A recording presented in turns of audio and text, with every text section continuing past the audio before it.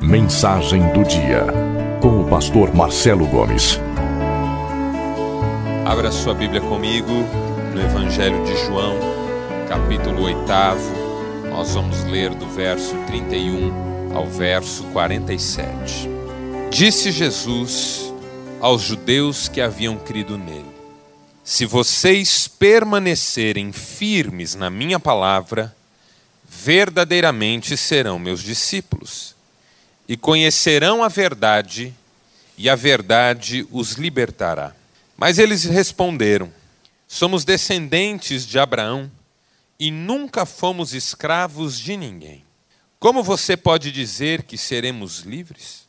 Jesus respondeu: digo-lhes a verdade, todo aquele que vive pecando é escravo do pecado.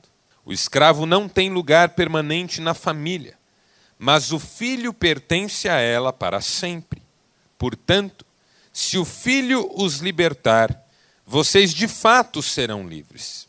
Eu sei que vocês são descendentes de Abraão, contudo estão procurando matar-me, porque em vocês não há lugar para a minha palavra.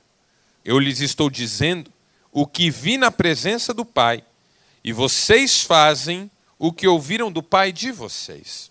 Abraão é nosso pai, responderam eles. Disse-lhes Jesus: se vocês fossem filhos de Abraão, fariam as obras que Abraão fez. Mas vocês estão procurando matar-me, sendo que lhes falei a verdade que ouvi de Deus. Abraão não agiu assim.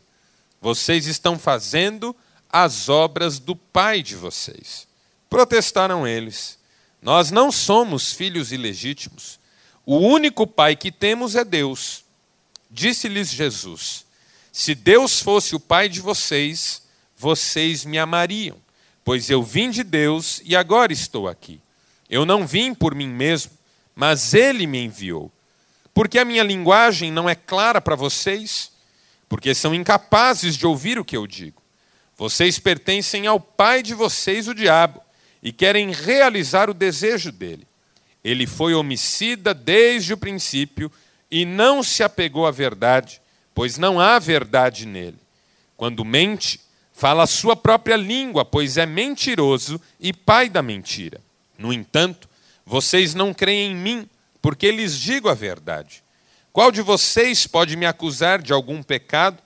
Se estou falando a verdade, por que vocês não creem em mim? Aquele que pertence a Deus ouve o que Deus diz. Vocês não o ouvem porque não pertencem a Deus. Até aqui, louvado seja o Senhor pela sua palavra. Amém? Duas coisas que nós aprendemos pela experiência ao longo da nossa vida. Primeiro, que é muito difícil que alguma coisa que começa mal termine bem. Geralmente o que começa mal termina pior ainda. É difícil ajeitar as coisas no processo. É difícil consertar as coisas no meio do caminho. É mais comum que alguma coisa que começa mal também termine mal. Mas a segunda lição que nós aprendemos ao longo da nossa vida é que é muito comum também que alguma coisa que começa bem termine mal. O contrário é diferente um pouco. É muito fácil que alguma coisa que começa bem termine mal. Um negócio pode começar muito bem e terminar muito mal. Um relacionamento, há casamentos que começam bem e terminam mal. A vida de um filho, um ministério na igreja, uma vida de fé. Uma conversa, por exemplo, pode começar muito bem e terminar muito mal, como é o caso desta conversa que nós acabamos de ler. Ela começou bem. Ela começou entre Jesus e pessoas que creram nele. Então, podíamos partir do princípio que era uma conversa entre amigos, pessoas próximas, gente que tinha uma visão favorável, cada lado do outro. Mas apesar disso, essa conversa terminou mal. Versículo 48, que nós não lemos, diz que aqueles judeus que haviam crido em Jesus terminaram dizendo para ele o seguinte: nós não estamos certos em dizer que você é samaritano e tem demônio. Então a coisa degringolou de vez. O que começou entre afetos terminou entre ofensas. O que começou entre pessoas que aparentemente estavam do mesmo lado, terminou com trocas de acusações. E a sensação que eu tenho é que a conversa descambou, como qualquer conversa pode descambar. Quem aqui nunca foi resolver alguma coisa com conversa e terminou no tapa? Talvez já tenha acontecido com você. A coisa era para ter fluído bem e acabou virando um Deus nos acuda, não sei. Aqui, a razão pela qual as coisas mudaram, me parece estar clara. Jesus não estava disposto a passar a mão na cabeça de ninguém. Jesus não estava disposto a mascarar nada. E Jesus, desde o começo, estava comprometido com a decisão de mostrar para aquelas pessoas que a vida com ele era muito séria. E isso já fica claro na primeira palavra que Jesus diz no texto que nós lemos. Pois ele disse aos judeus que creram nele duas coisas: que eles tinham que permanecer firmes e que eles conheceriam a verdade e a verdade os libertaria. Dois conceitos que nem sempre agradam. O conceito de permanência e o conceito de profundidade. O ser humano não gosta muito de permanência, de perseverança, de constância. É mais imediatista. Quer resolver as coisas mais rapidamente. Começar, terminar e partir para outra. E Jesus estava dizendo para aquelas pessoas que andar com ele era um projeto de vida. Vocês têm que permanecer nas minhas palavras, as minhas palavras têm que permanecer em vocês. Não é uma questão de ouvir, dar crédito, se emocionar, gostar do que se ouviu e continuar a vida do jeito que ela era antes. É preciso dar sequência. Não pensem que vocês vão desfrutar comigo de bons momentos apenas e depois tudo se perde. Não. Vocês vão precisar permanecer. É muito mais sério do que vocês estão imaginando.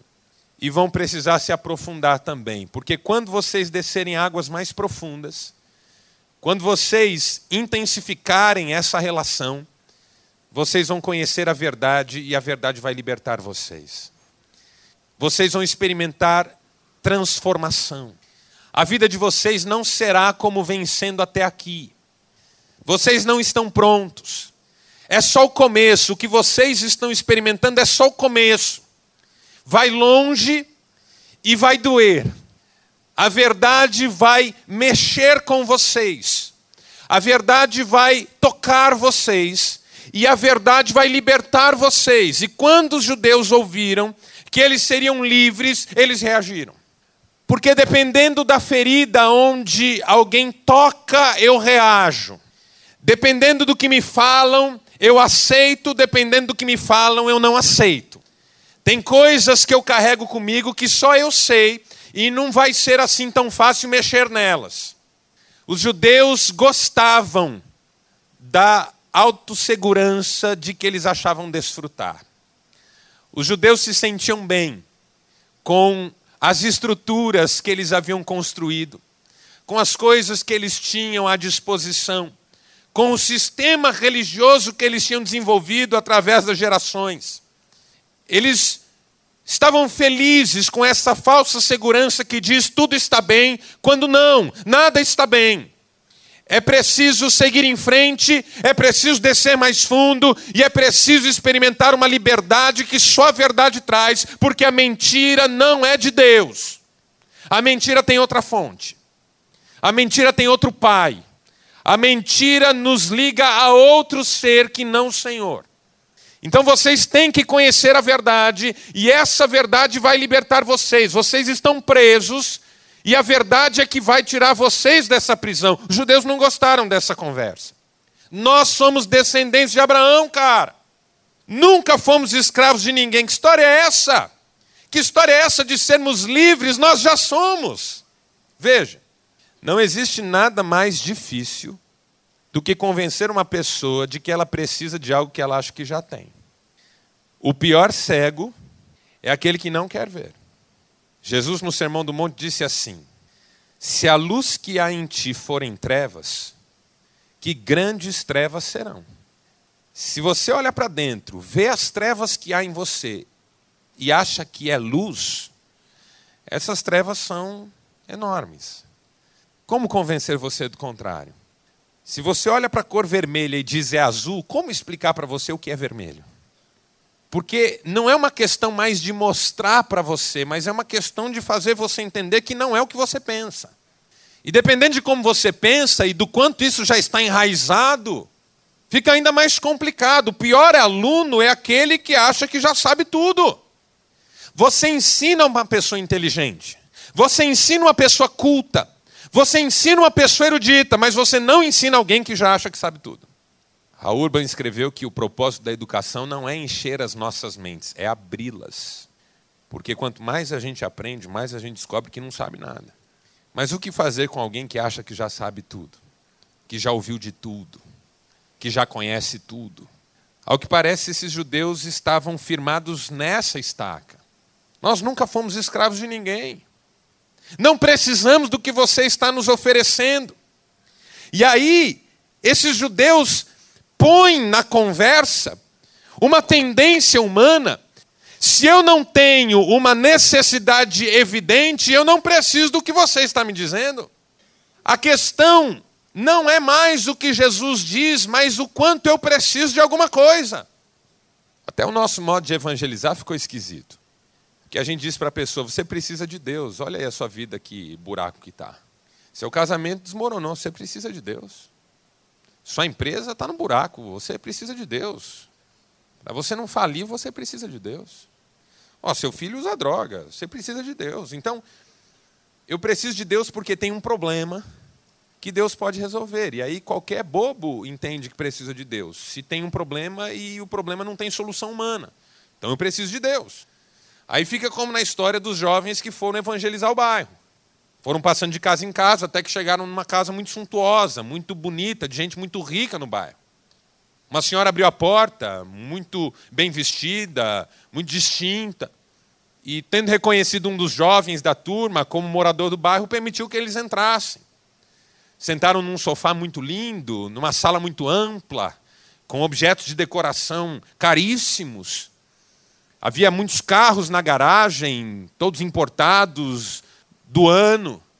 E eles começaram a falar de Deus para aquela senhora. E de repente um deles falou, a senhora precisa de Jesus. E ela disse, rapaz, olha a sua volta.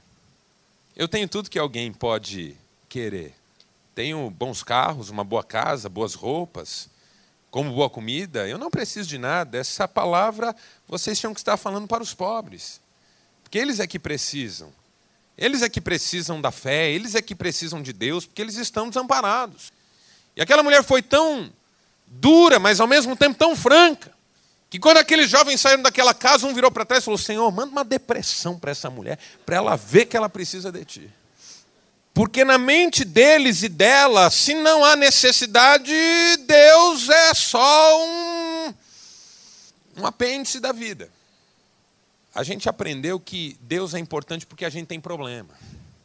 E como aqueles judeus não reconheciam seu problema, porque eles não julgavam ter o problema, então eles estavam dispostos a objetar a palavra de Jesus. Mas o que é que Jesus responde? Vocês podem não ser escravos de ninguém, mas vocês são escravos do pecado. A questão não é se vocês estão vivendo um drama, se vocês reconhecem ter um problema grave ou não. A questão é que vocês são pecadores. E isso nivela todo mundo por baixo. Ninguém é melhor do que ninguém. Não tem rico, não tem pobre, não tem enfermo, não tem saudável. Não tem nada que nos distingua uns dos outros. Não importa quanto você tem na conta bancária, o status social de que você desfruta, o fato é que diante de Deus todos somos pecadores. E quem vive no pecado é escravo do pecado. Vocês precisam da verdade, não para resolver os problemas que vocês identificam ou não. Precisam da verdade para sair de debaixo dessa tutela satânica que se impõe por causa da brecha do pecado. E quem é escravo não tem lugar na família. Só tem lugar na família o filho. Então quem liberta do pecado é o filho. Se o filho vos libertar, verdadeiramente sereis livres. Aleluia.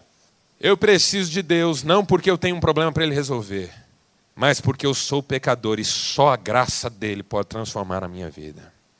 Eu preciso de Deus não porque preciso de dinheiro, não porque preciso salvar um casamento. Isso tudo pode até ser verdade e importante, mas eu preciso de Deus porque sou pecador. E a principal obra que Ele vai fazer na minha vida é destruir as amarras do pecado que enredam o meu coração. Foi para isto que o Filho de Deus se manifestou, para destruir as obras do diabo. Porque não estáis debaixo do pecado, mas debaixo da graça. Liberdade em relação ao pecado. O Filho de Deus vem nos oferecer. Então, a primeira lição que nós aprendemos aqui é que não importa se você tem ou não tem problemas. É claro que importa de um ponto de vista do sofrimento, do desejo de que isso se resolva. E é claro que Deus se preocupa com as nossas lutas diárias.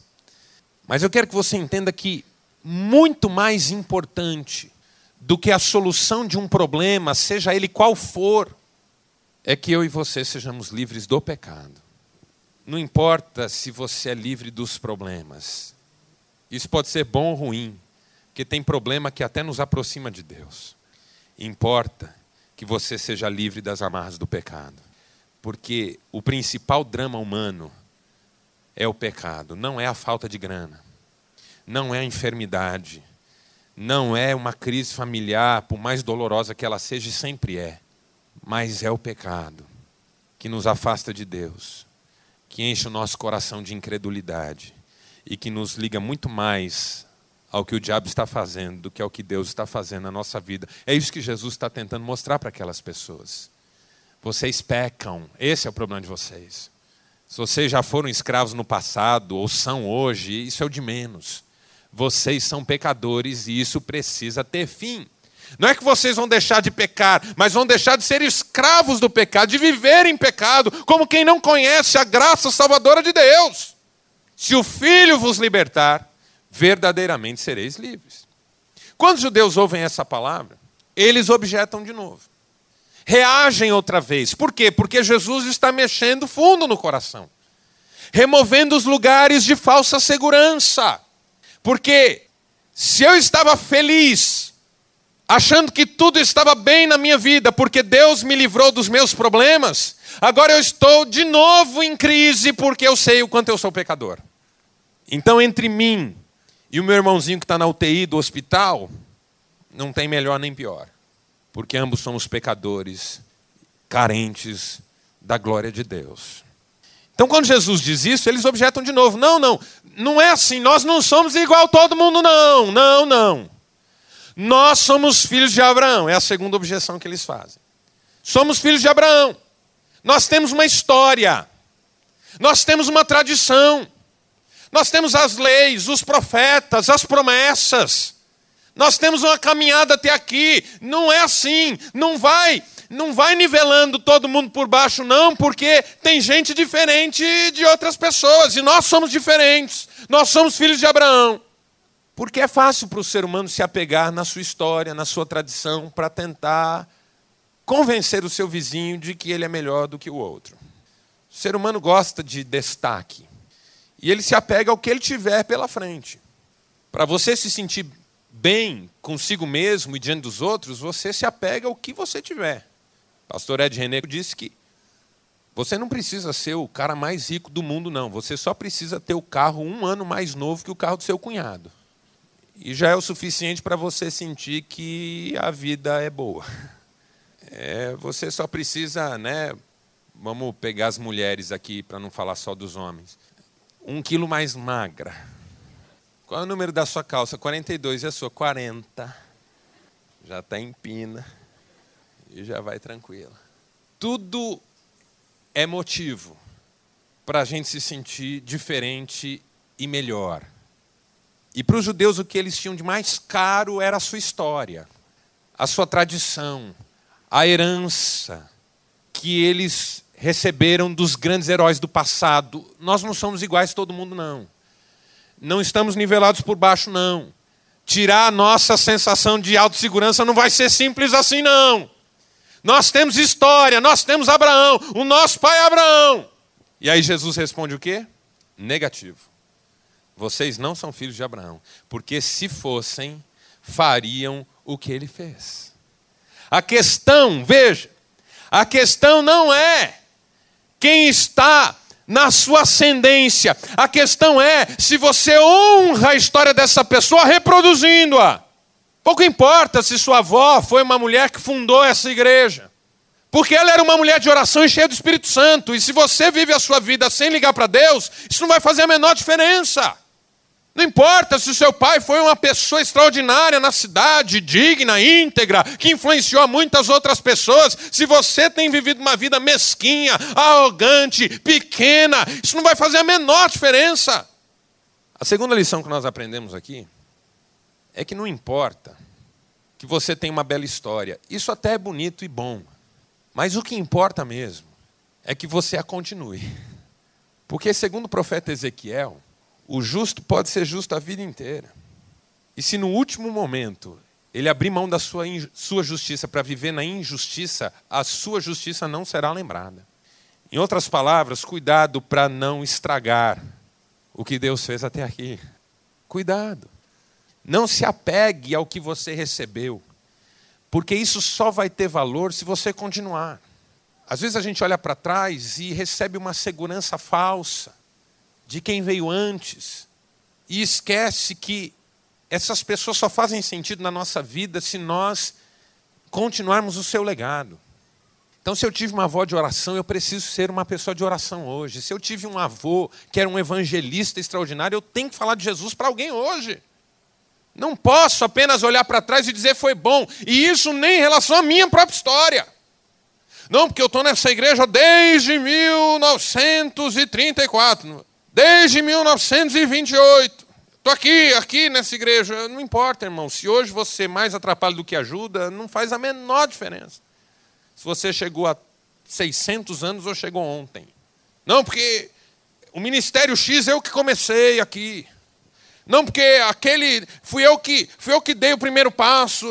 Meu irmão, glória a Deus pela sua vida, mas e hoje? Está tudo bem? O coração está bem? Está firme com Jesus? Porque... veja, qual que é o risco? Por que eu estou batendo nessa tecla? Porque o risco é a gente transformar coisas boas em barreiras, obstáculos. Foi isso que aconteceu com os judeus. A história deles é linda, louvável, maravilhosa. Glória a Deus por essa história. Mas, de repente, ela se transformou em impedimento. Ou seja, aquilo que veio ao coração deles para ser uma coisa boa, virou um problema. A religião judaica foi ministrada por Deus ao povo para ser esse berço onde o Messias surgiria. E pasmem, foi exatamente a religião que fez com que as pessoas não reconhecessem o Messias. Já aconteceu com você de uma coisa que era para ser boa na sua vida virar um pesadelo? Você ganhou um carro maravilhoso no bingo da igreja. Nada mais espiritual que isso. Lindo, carro novo, zero, banco de couro, automático, 2.0, flex. Deus te deu, mas agora você idolatra e virou um problema na sua vida. Vamos deixar a coisa mais grave? Um filho. Você não podia, orou, Deus fez um milagre, deu um filho. Agora você ama mais o filho do que a Jesus. Tem medo do futuro por causa do filho e já não confia mais em Deus. Afastou-se do Senhor. Abriu mão de tudo que você fazia para Deus para canalizar para o filho. O filho virou um pequeno ídolo dentro de casa. Um namorado. Você estava num deserto, irmã. Apavorada. Pastor, ora por mim. Porque, irmã, preciso casar, pastor. Mas contra quem nós vamos orar, irmã? Qualquer um, pastor. Eu estou... Qualquer um. Né? Alguém me contou uma historinha aqui antes do culto começar, do menino que orava e dizia: Senhor, o Senhor vai me mostrar a mulher da minha vida agora. Eu vou abrir os olhos, eu vou ver a mulher da minha vida. Abriu os olhos e viu uma mulher que ele achou muito feia. Ele falou: olha o diabo tentando atrapalhar a obra. Aí tá, vamos orar pela irmã então. Jejum e oração, irmã. Não vai ser fácil essa batalha, não. Pelejar. Aí arruma um namorado. Não vem mais na igreja. Vive em função do rapaz. Negocia valores que ela tinha desde os 12 anos com esse canalha. E aí o que era para ser uma bênção na vida dela virou um pesadelo. Na nossa vida isso acontece direto. Uma coisa que era para ser uma bênção virou exatamente a armadilha que nos afastou de Deus. Uma profissão, uma faculdade. Orou tanto para passar no vestibular.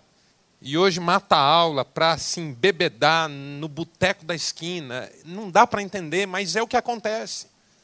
É o que acontece. A gente permite que coisas que eram para ser boas na nossa vida se transformem num problema. Isso aconteceu com os judeus, a religião. Era para ser bênção, mas virou a razão pela qual eles não conseguiam enxergar.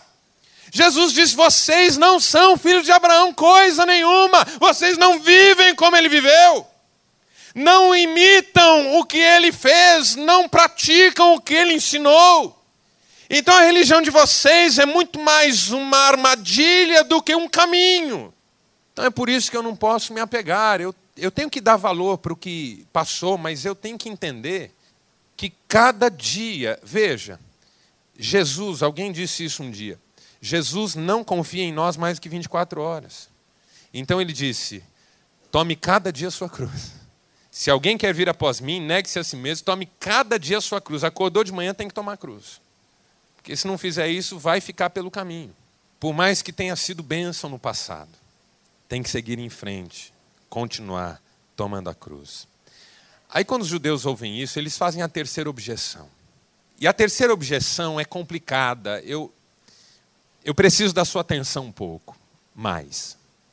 A terceira objeção que eles fazem é: nós não somos filhos ilegítimos. O nosso único pai é Deus. Então tá, não somos filhos de Abraão, não somos filhos de nada, que nem você está falando, mas uma coisa a gente sabe. Nós somos filhos de Deus e ponto final. Você não pode mudar isso. Estamos bem com Deus. Que é a saída dos covardes, eu acho. A saída dos covardes é passar para as costas de Deus as chicotadas que eram para ser nas suas. É se esconder atrás de Deus sem perceber que está se escondendo do próprio Deus. É quando você tenta mostrar para uma pessoa que ela precisa mudar de rumo na vida e ela diz assim, todos os caminhos levam a Deus. E joga nas costas de Deus a responsabilidade que era para ser dela. Eu também sou filho de Deus, então Ele é que vai dizer se eu estou certo ou se eu estou errado. É uma fuga, entendem? Quando você quer fugir do confronto, você recorre à espiritualidade. À falsa espiritualidade. A espiritualidade que diz, está tudo certo. Cada um faz do seu jeito. Cada um por si, Deus por todos. Esse é o ditado. Deus que sabe, Deus conhece meu coração. Deus falou comigo e Ele falou isso. Há um tempo atrás uma pessoa dizia, pastor, Deus falou comigo que eu tenho que ser feliz. E como é que você nega uma coisa dessa? Como é que você diz Deus não falou com você? É um jeito de você tentar acabar com o papo. De você tentar dizer para a pessoa, olha, não se meta na minha vida, é Deus que sabe.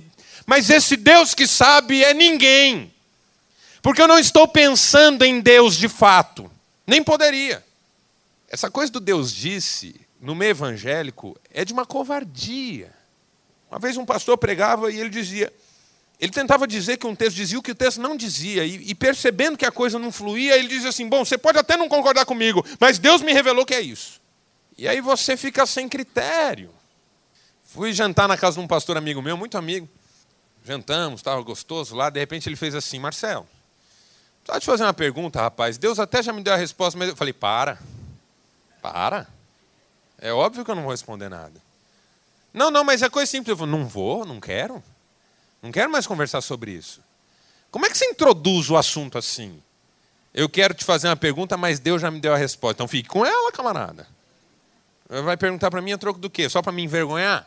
Porque assim, se eu acertar essa resposta, não faz a menor diferença, você já a tinha.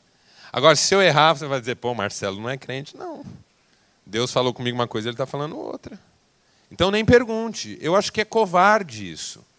O Deus me diz para fugir do diálogo, do confronto, se esconder atrás de uma espiritualidade que não é verdadeira. Eu não estou querendo dizer aqui, por favor, que Deus não fale. Eu acredito que Deus fala comigo, com você. Eu só acho que a gente tem que ser franco. Porque, primeiro, se Deus me disse, eu tenho que ter certeza disso pela palavra que Ele já falou, porque Deus não está dizendo cada hora uma coisa. Ele não tem transtorno bipolar. Ele é aquele que não muda, entendeu? É o mesmo ontem, hoje, para sempre. Não fala uma coisa hoje e outra amanhã, diferente de tudo que Ele falou ontem. Então, se a palavra não acerta com o que você está dizendo, você pode dizer que foi Deus que disse, não foi. E segundo, nunca use isso para vencer uma questão. Porque não é justo. Se Deus está falando, Ele há de confirmar no coração do seu vizinho. Continuem orando juntos. Ninguém precisa se impor sobre ninguém. Quando os judeus saem com essa alternativa, Jesus deixa de pisar em ovos com eles e é duro. O pai de vocês não é Deus, o pai de vocês é o diabo. Por quê? Porque vocês mentem como ele mentia.